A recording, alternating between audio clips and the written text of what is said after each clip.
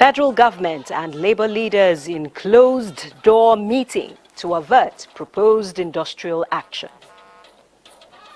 Based on the polling unit results, Honorable Umbugadu won the election by the majority of lawful vote cast at the election and was declared by the Tribunal. Tribunal sitting in Lafia nullifies declaration and return of Governor Abdullahi Sule of APC as Nasarawa State Governor. Boat capsizes in Yauri, Kebbi State. Rescue operation ongoing. Hello, this is the Network News on NTA. I'm Naja Atutijani. Michael in Lagos will join us in the course of the bulletin. Welcome. We begin with labor matters. The leaders of organized labor unions are currently in a meeting with representatives of the federal government. The meeting holding at the State House is the second in 2 days and it is aimed at averting the industrial action the labor unions have scheduled to commence on Tuesday, tomorrow. Now we join our State House correspondent Musbao Wahab to give us an update. Hello Musbao, what's the latest so far? Right, Najatu, the latest is that the waiting game continues as the representatives of the federal government continue to meet with leaders of the organized labor unions right here at the State House. We have the president of NUC, NLC, and that of the TUC right in the hall, just here meeting to find a common ground based on the meeting they had yesterday. The federal government is pleading with the unions to shelve their strike, the impending strike action scheduled for tomorrow, Tuesday. But then the labor unions are asking for some grounds to be covered, shift some ground based on the request they made. The federal government, from the broadcast of President Bola Tinubu yesterday, proposed to add a provisional allowance to federal workers, particularly the low-grade workers. But then the labor unions picked a hole in that, and they are asking that the money should be across board and should at least be 35,000 naira for all workers working with the federal government. And apart from that, they're also asking for a tax waiver on diesel for the period of 6 months, starting from now, once they agree. But now they are in this crucial meeting for the second time in 2 days, like you said earlier, Najatu, and we hope that at the end of the meeting, they will come up with a resolution that will probably put a stop or avert the impending strike to commence tomorrow. All right then, Musbao, you've mentioned the 35,000 naira, which of course the LLC is proposing to cut across all federal government workers. Now, what is the bone of contention? Is it the duration of 6 months? What exactly are the points they want? Do they want it to be ongoing? Or tell us a bit more about that. Okay, they want it to actually dovetail into a review of salaries for workers based on the realities on ground, but inflation already is hitting deep into what the federal workers get at the moment. And so they want a negotiation to begin on how to review the salary for workers. But then, apart from that, they also want the federal government to include some palliative that will cushion the effects of a fuel subsidy removal on the workers, and again to also ensure that any moment from now the federal workers will begin to get the money they promise, and that's just part of the issues on the table. And by the time they end this meeting tonight, we'll get to know where they found a common ground, the meeting point between the two parties. All right then, Musbao, we'll be standing by and expecting, of course, the update once that is made known. Thank you very much. I've been speaking with our State House correspondent, Musbah Wahab, on the ongoing meeting between the federal government and, of course, the labor unions, organized labor. And now joining me via Zoom on federal government's engagement with the NLC is Comrade Isa Aremu.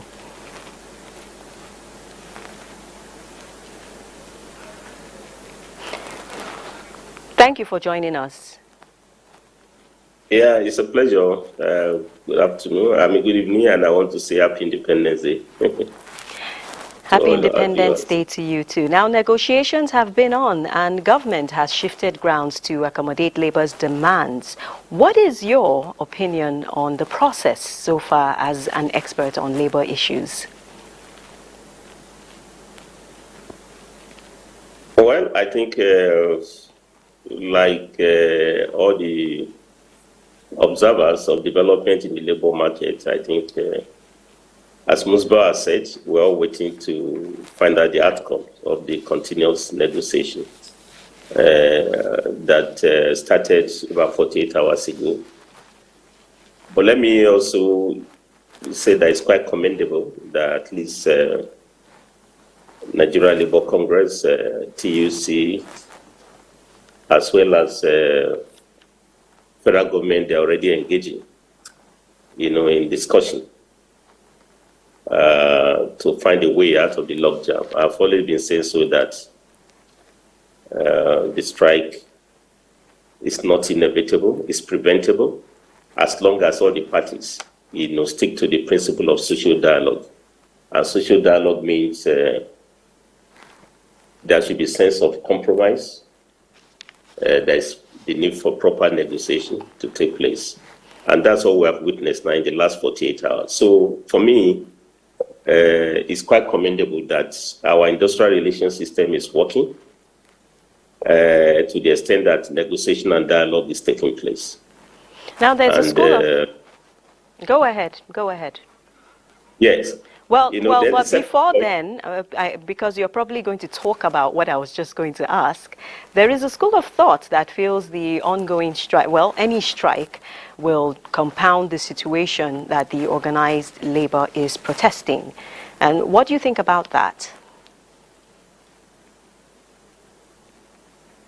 Well, what has come out of this development is that we have serious crisis of compensation in the country. And what I mean about that is that it's time for us to find a way to know that there is high cost of living in the country, high inflation, and that increasingly the pay of working men and women can hardly make them to survive.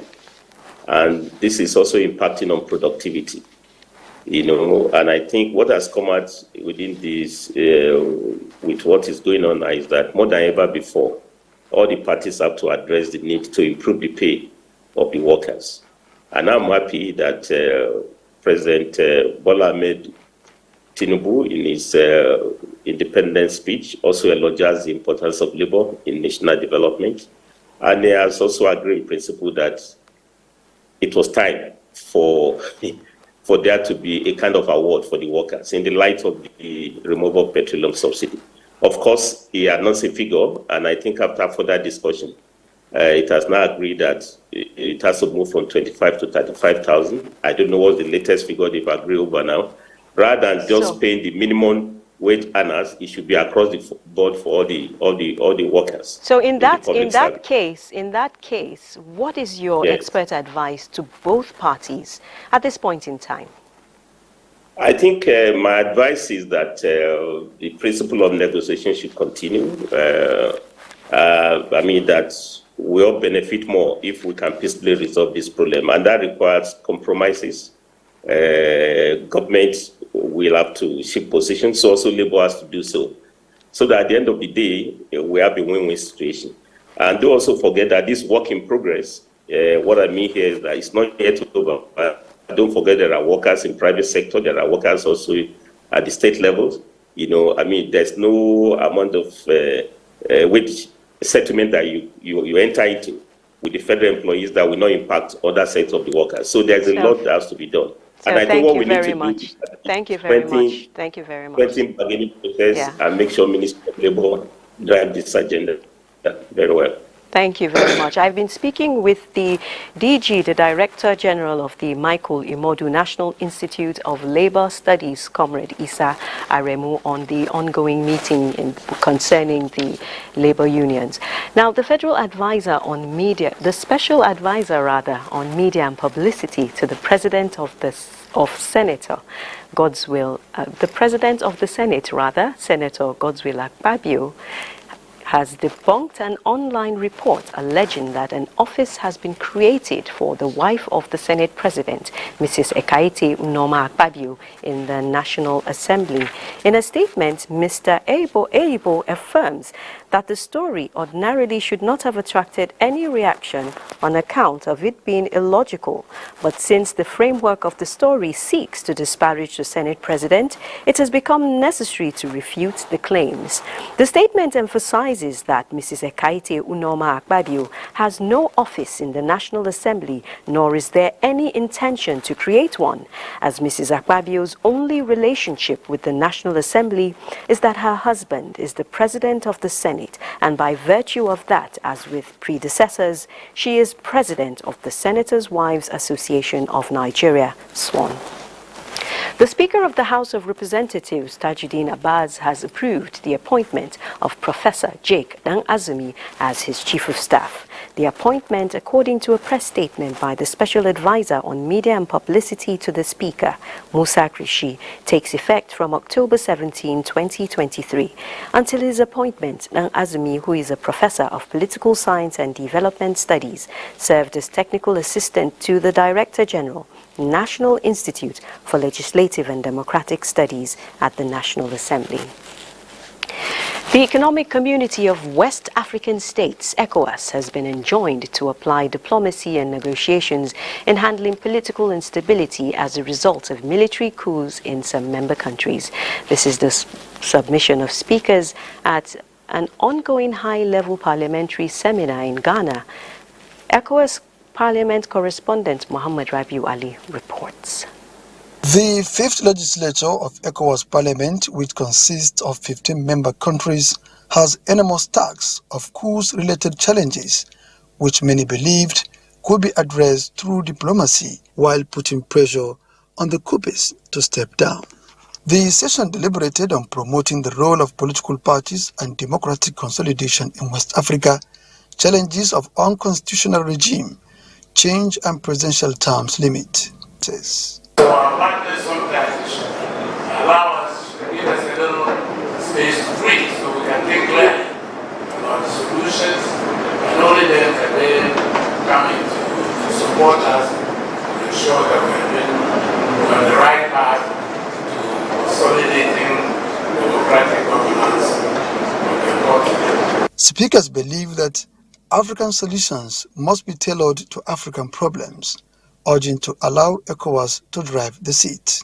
They, however, advise political actors who seek political positions through elections to ensure that the economic well-being of the citizens are attended to. If you don't take them to the economic kingdom, they will kick you out, either through a military coup or a civilian coup. It's as simple as that. Many African countries, money the bank and charge. They determine who become what, when and how. They determine who become the candidate. This was the look into critical. As deliberations continue on causes of military takeover in the region, the meeting is expected to come up with workable recommendations acceptable to member countries. Muhammad Rabiu Ali, NTA News. Meanwhile, the Governorship Election Petition Tribunal sitting in Lafia has declared David Ombugadu of the People's Democratic Party winner of the March 18 governorship election against the earlier declaration of Abdullahi Sule of the All Progressives Congress. Abari Solomon reports that the judgment was passed virtually. After several hours of proceedings, the three-man panel came up with divergent views in their judgments. Chairman of the panel, Justice Ezekiel Ajayi, and Member 2, Justice Chimele Benedicta, in a majority rule, declared David Ombugadu of the People's Democratic Party as the winner of the election based on the evidence before them and have scored the majority of lawful votes cast during the governorship election. On the dissenting judgment, Member 3 of the panel, Justice Ibrahim Mashi, argued that Abdullahi Sule of the APC is the winner of the said election and dismissed PDP's petition for lack of merit. We have to go and sit down and discuss, then meet with the clients on the issue of appeal. All objections were raised against the petition, which were resolved in favor of the petitioners, and the tribunal came to an irresistible conclusion that based on the polling unit results, that Honorable Umbugadu won the election by the majority of lawful vote cast at the election and was declared by the tribunal. Meanwhile, Chairman of the panel, Justice Ezekiel Ajayi, has directed the Independent National Electoral Commission, INEC, to issue a fresh certificate of return to David Ombugadu. In the meantime, supporters of the PDP and its candidate, David Ombugadu, have taken the streets of Lafia to celebrate the judgment. In Lafia, Abari Solomon, NTA News. Meanwhile, Nasarawa State Governor Abdullahi Sule has appealed for calm over the judgment of the tribunal, as he says he will appeal the tribunal verdict which removed him as governor of the state, declaring David Ombugadu of PDP as winner. Governor Sule said this while addressing supporters at the government house in Lafia. Aliu Tijani reports. After the tribunal judgment, commissioners and other appointees of the governor, as well as members of APC and supporters, besieged Government House to identify with the governor. Governor Abdullahi Sule says his team of lawyers will study the judgment with a view to appeal it. The governor appealed to his supporters to remain calm and be law-abiding for peace to reign in the state. I want to use the opportunity to thank the good people of Nasarawa State that voted for us to be here. Now, for some of us, who today may feel bad about what has happened, which is just a temporary setback. What has happened is a temporary setback. I want you, as the governor of the state, I'm calling on us to remain calm. The Governorship Election Petition Tribunal, in a split judgment of 2-1, sacks Governor Abdullahi Sule and declared David Ombugadu of PDP as the winner of March 2023 governorship election in the state. In Lafia, Aliu Tijani, NTA News. Still on the tribunal judgment, the People's Democratic Party has congratulated its candidate in the March 18 governorship election in Nasarawa State, David Ombugadu, on his victory at the Election Petition Tribunal, which declared him winner of the election. The party's National Publicity Secretary, Debo Olugunaba, in a statement, describes the verdict of the tribunal as a victory for democracy and the triumph of the will of the people of Nasarawa State. Commending the Nasarawa State Governorship Election Petition Tribunal, the statement also commends the judiciary, which it describes as the last hope of the common man. The PDP charges the people of Nasarawa State to remain united, peaceful and alert as a new dawn breaks in the state. This is the network news on NTA. Stay tuned for more reports after some messages. Another boat mishap in Yauri, Kebbi State has claimed the life of a mother and child. A rescue operation is ongoing to determine the total number of casualties. The canoe was in transit from Kasabo in Niger State to Yauri Market in Kebbi State, reportedly conveying about 30 passengers. The chairman of Yauri local government, Bala Muhammad, is at the scene of the incident to supervise and monitor the situation. At the time of filing this report, 10 people had been rescued alive, while the search for the other 17 is ongoing. NTA News will keep you updated. The management of Boa Cement is informing customers, stakeholders and the public that the price of a bag of cement is now sold at a discounted price of 3,500 naira. In a statement, the Boa Group says the new ex-factory price will be effective from the 2nd of October 2023. This follows an earlier pronouncement by the group of reducing the price of cement upon completion of their new lines at the end of the year, to spur development in the infrastructure and building materials sector. The statement adds that on completion of the new plant, cement production volume will increase to 17 million tons per annum. The Boa Cement PLC also intends to review the price further by the first quarter of 2024. Boa Group further promises that all pending and undelivered orders paid for at the old price will be reviewed downward to reflect the new price of 3,500 naira per bag, effective from 2nd October 2023. It further enjoins licensed dealers to ensure that end users benefit from the reduction, as the group will monitor field sales to ensure compliance. Cybersecurity experts in partnership with the National Orientation Agency are urging the youth to maximize the opportunities provided by cyberspace to develop their capacity on all fronts, as the future of the country lies in their hands. Kenneth Nanim has details of an event where this emphasis on promoting cybersecurity was made. Emerging technologies in cyberspace are providing young people with both positive and negative options. This gathering of experts in ICT and cyberspace technology is worried about the trend. They are warning young people to be cautious of the dangers of the internet. Here, parents and guardians have great role to play. Foster an environment where your child feels comfortable discussing their online experiences. Regularly check in about the websites they visit, the games they play, and the people they talk to. We need to create it as a curriculum in the secondary schools. This will do an amazing job of giving cyber awareness to the young people. Information sharing between public and private institutions is one of the means identified in this forum as ways of combating cybersecurity attacks. As much as we are excited about this innovation, I want us to also be mindful of those things along the way that could hit back at us. We need to rewrite our stories and tell the world again we can do it right from the palms of our hands. This is the power that we have been given. The National Orientation Agency is also championing public awareness campaigns aimed at widening conversations on the issues.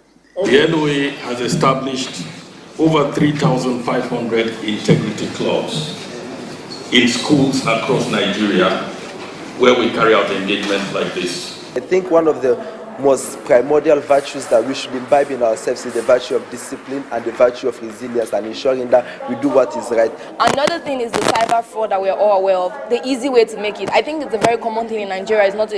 It's not something new. Young people want to make it the fast way. With the youth already abreast with initiatives on the way to go, the event is therefore a build-up on the gains already made. Kenneth Nanim, NTA News.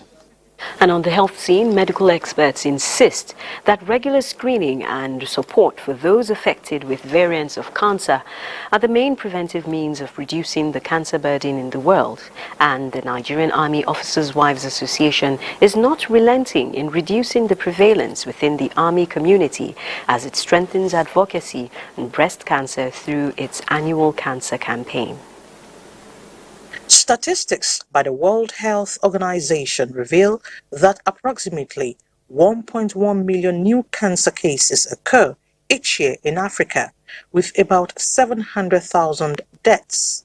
Data show a considerable increase in cancer mortality in nearly 1 million deaths by 2030. To close the care gap by raising awareness on the leading cause of death, NAOA is championing the cause to enlighten women on the dangers of not going for regular checks and unhealthy lifestyles that causes cancer.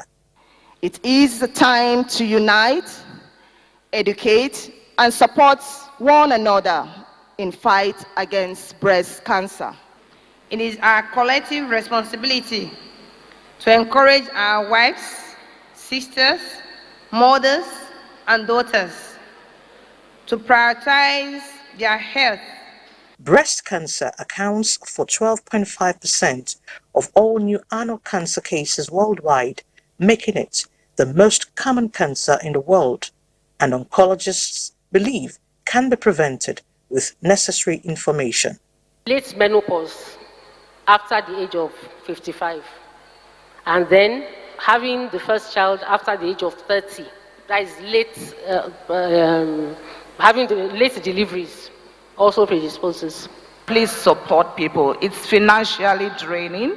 Collective efforts, regular screening, and proper diet, medical experts recommend as ways to contribute to a future where cancer no longer claims lives. The Minister for Humanitarian Affairs and Poverty Alleviation, Dr. Betta Edu, has flagged off the verification of the National Social Register in Makoko and other communities in Lagos State with a promise to get Nigerians a social register with integrity.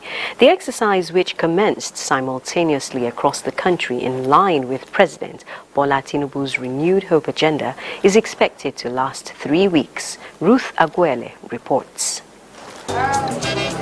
Makoko, a riverine community in Lagos State, known for its peculiar nature. Their stark reality is one the people have come to terms with, but all hope is not lost. In a bid to flip the narrative and renew their hope again, is the reason for this visit by the Minister of Humanitarian Affairs and Poverty Alleviation to the community, to assess the living condition of the people and flag off the verification exercise of the National Social Register to include the community. Livelihood, job creation, of course, to help them afford basic things like sending their children to school and ensuring that they can have access to quality healthcare services. For us to do this, we need to verify the National Social Register, and the President Bola Ahmed Tinubu, has approved that we go down to the grassroots and ensure that the National Social Register is a true reflection of people who are poor and in areas that truly need help. A medical outreach was conducted, which followed the distribution of relief items for the people. The verification exercise is expected to be replicated across the country before commencement of cash transfer, targeted at 15 million vulnerable households. Ruth Aguele, NTA News. The people of Gombe turned out in numbers to receive Governor Muhammadu Inuwa Yahya, who was among the delegation of President Ahmed Bola Tinubu at the 78th United Nations General Assembly in New York, the United States of America. Emmanuel Akila reports that the governor spoke about the benefits of the trip to the state and country. Secretary to the state government, Professor Ibrahim Abubakar Njodi, led the contingent to receive Governor Muhammad Inuwa Yahya at the Gombe International Airport. On behalf of the people of Nigeria, besides the overall benefits of Nigeria's participation at the UNGA 78, the governor says his engagements on the sidelines of the meeting would attract specific benefits to the state. We had engagements with several organizations, especially UN coordinated organizations, for the benefit of multilateral developments in Gombe State. And I'm happy that the engagements are really positive and will have positive results very soon. Governor Inuwa Yahya describes his victory at the Election Petition Tribunal while he was away as a confirmation of the voice of the people at the polls. Students and women groups, among others, expressed confidence in the Muhammad Inuwa Yahya-led administration. 3 months of his administration, first tenure, he declared state of emergency in education sector in Gombe State, and he did well. He returns with glad tidings beside the 10,000 naira salary increase we heard. Governor Inuwa Yahya congratulates Nigerians on the occasion of the 63rd independence anniversary of Nigeria and the 27th anniversary of the creation of Gombe State, promising better days ahead. In Gombe, Emmanuel Akila, NTA News. President Bola Tinubu congratulates former Chief of Defense Staff General Ipola Akinrinade, retired, as the general marks his 84th birthday on October 3, 2023. In a statement by Special Advisor Media and Publicity Ajuri Ngelale, the President offers his heartfelt tribute to the highly esteemed elder statesman for his remarkable and enduring contributions to the advancement of Nigeria, both during his military service and as a civic leader following his retirement from active duty. The President prays that God Almighty will grant the revered statesman sustained health and fulfillment in the years ahead. It's time to join Michael in Lagos for more on Network News. Hello, Michael. Hello, Najatu. President Bola Tinubu's independence speech is a demonstration of genuineness and determination to deliver on the renewed hope agenda. A cross-section of Nigerians who commended the president's commitments to national development said matching words with action remain critical in tackling various problems facing the nation. Amaka O reports.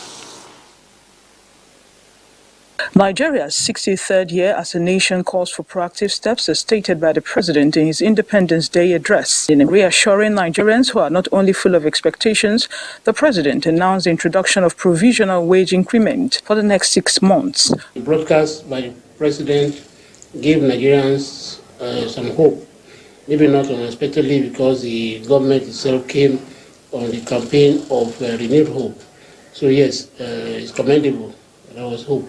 Sure that all the programs that they have outlined, all the issues they have outlined by this government, and perhaps the past one that they also feel are beneficial, they begin to roll them out now. The president made us understand that he is not oblivious of some of the challenges and plights of Nigerians ever since the subsidy was removed. And he also made us understand that he's not folding his arms to watch Nigerians suffer. He has initiated some of his economic reforms, lauded our democratic journey, and also talked about what he intended to ameliorate the suffering of Nigerian masses. The president's address also provided optimistic assurances in the areas of stemming the tide of inflation, strengthening the economy, tax reforms, increasing production, tackling poverty, security, among other public sector reforms. He mentioned the fact that the report of the forensic investigation at the central bank will soon be out, and that the intention is to ensure that the central bank does not get involved in those things that are found to be wrong therein now. The president spoke about how much he's doing to ameliorate the sufferings of the people. He spoke about the introduction of the CNG buses, which I consider a step in the right direction. When the buses come in, I think it will bring down the cost of transportation, especially for those who commute across the land by buses. Nigerians continue to have faith in the president administration as they look forward to brighter days in the near future. In Lagos, Amaka O, NTA News. In the spirit of the nation's 63rd independence celebration, founder and senior pastor of the Household of God Church, Chris Okoti, has urged Nigerians to embrace peaceful coexistence and always pray for positive reforms in the country. He made the call during a church service to mark the day. Lynn Neneke reports.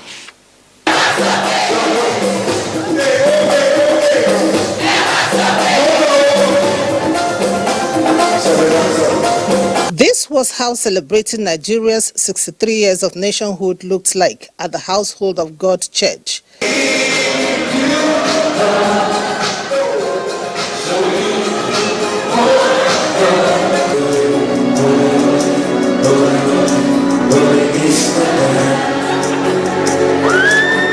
With joy on their faces and adorned in various cultural attires, members of the church expressed their gratitude to God in songs and dance for keeping them to witness Nigeria's 63rd independence.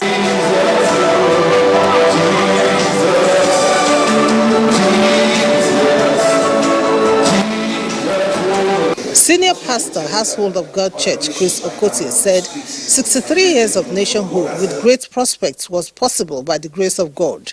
He therefore encouraged Nigerians to stand by the principles that have kept the country together and called on all Nigerians to join hands with the government to reconstruct and rebrand the country. We need that which is realistic, and so we must stop whatever we're doing and evolve a system that will augur well for national progress, unity, and all that Nigeria desires. But let me say congratulations, because God is still with us and He has not abandoned Nigeria. It is hoped that this landmark achievement will further promote unity among the citizens and enhance the progress of Nigeria.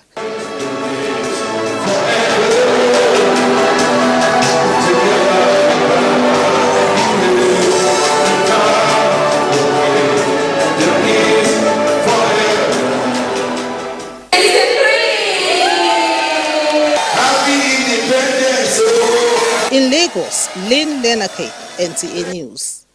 That's our contribution from Lagos. Time for some messages. The news will be back with Najatu in Abuja. Please stay. Thanks for staying tuned. We begin with news from the UK, where British Nigerians across the UK gathered to celebrate 63 years of Nigeria's independence in an innovative way. Lakbe Olarinoye reports. UK is home to over 200,000 Nigerians, and as a community they make up 5% of the UK's population. Despite being miles away from home, their identity is one which they carry with pride. Nowhere is this more evident than at the all-Nigerian pub quiz in London, where hundreds of British Nigerians and those living in the diaspora gathered together to honour Nigeria by testing their knowledge and memory of home, ranging from politics to entertainment. The first Prime Minister of Nigeria. People come, you meet other Nigerians. Of course, there's loads of Nigerians in London, but you might even work with a Nigerian at work. So the fact that you come here, you know that majority of people here will be African from the diaspora or Nigerian from the diaspora. I would say there's a sense of people wanting to learn more. So reading literature. When you read the news, what does it mean? For many of those attending, this was more than a day out. This was nostalgic and celebratory. It makes me feel all my way from home, number one, because of the tunes that it's been. It's always Nigerian music, and I'm so happy. It just makes me feel like I'm like in a party with my mom, my dad, my cousin. For the older generation of Nigerians living in the UK, an event like this is crucial for proliferating the spirit and identity of what it means to be a Nigerian. Some of them have actually taken an interest into wanting to know more about our culture. And I think it's a good thing that needs to be encouraged, you know. I mean, east or west, home is the best, you know. Whatever problem we have in Nigeria, God will help us through and we'll be okay. It's very, very important to know our culture. Nigerian independence is a day of commemoration and reminiscence, but also a reminder that regardless of your location, the essence of home remains in the heart. Lape Olarinoye, NTA, London. Well, it seems that pub there made brisk business, and right here in Nigeria, Musa will tell us more about business happenings in the country. Over to you, Musa. Thank you, Naja. The International Monetary Fund, IMF, says achieving the transition to net zero emissions by 2050 requires substantial climate mitigation investment in emerging market and developing economies, which currently emit around 2/3 of greenhouse gases. International Energy Agency says these countries will need about $2 trillion annually by 2030 to reach their ambitious goal, with the majority of the funding flowing into the energy industry. This is a 5-fold increase from the current $400 billion of climate investments planned over the next 7 years. IMF projects that growth in public investment, however, will be limited, and that the private sector would therefore need to make a major contribution toward the large climate investment needs for emerging market and developing economies. The private sector will need to supply about 80% of the required investment, and this share rises to 90% when China is excluded.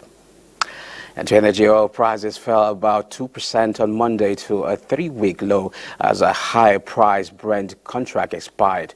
The US dollar strengthened and traders took profits, concerned about forecast of rising crude supplies and pressure on demand from high interest rates.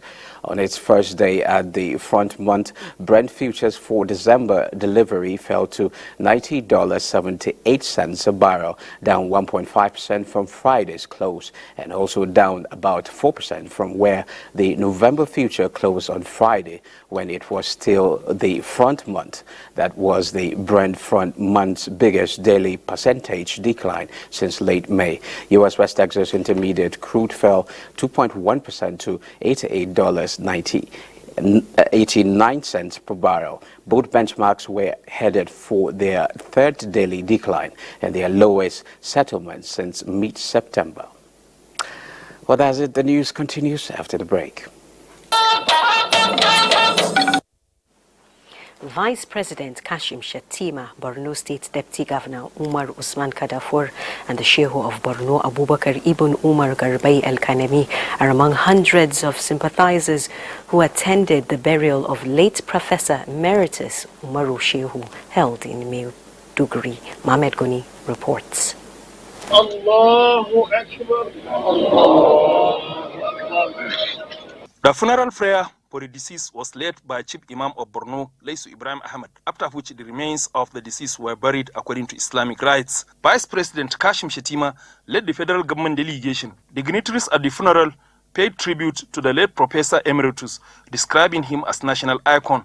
It's not only a loss to Borno, but we have lost a colossus, a pillar of our society, one of the intellectual torchbearers. The death of the Professor Emeritus Umaru Shehu is not only a loss to his immediate family, but to the state and the whole nations. In Maiduguri, Mohamed Goni, NTA News.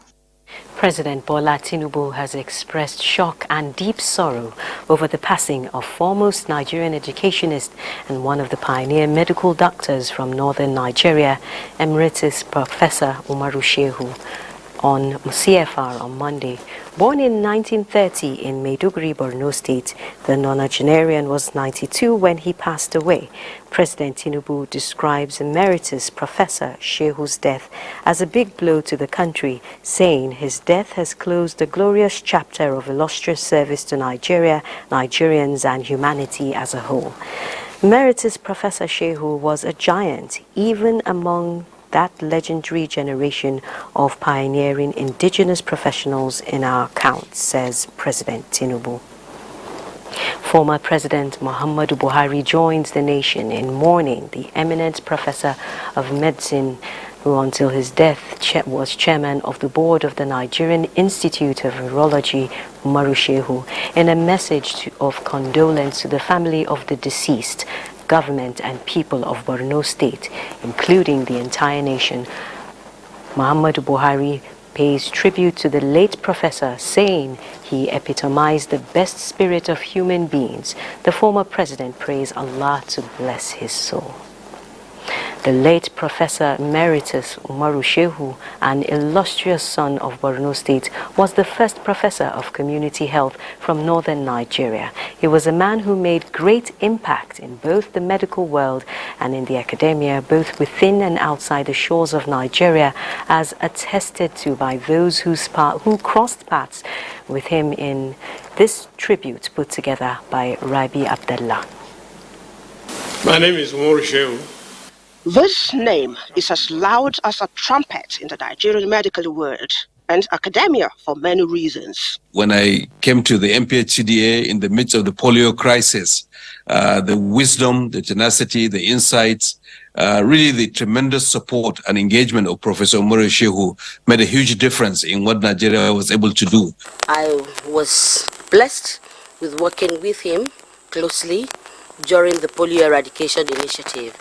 We crisscrossed the world in spite of his age then, and at a point he became very, very ill in the pursuance of ensuring that the immunization, the vaccines that were administered to children is of the right potency. Professor Umaru Shehu has over the years played a very important role at the global health level, at Nigerian health system level, and then at community level, particularly in Borno State. His crowning glory was the many feats he achieved in the medical world during his lifetime, earning him Professor Emeritus in the year 2000, alongside National Honors Awards of Commander of the Order of the Niger, CON, and Commander of the Federal Republic, CFR. A distinguished Nigerian who held significant positions in several universities, including the University of Nigeria in Nsukka, where he was Vice-Chancellor. When he was at the UNN, he was known as somebody that was very detailed, highly principled, and very, very hardworking, steadfast, and proactive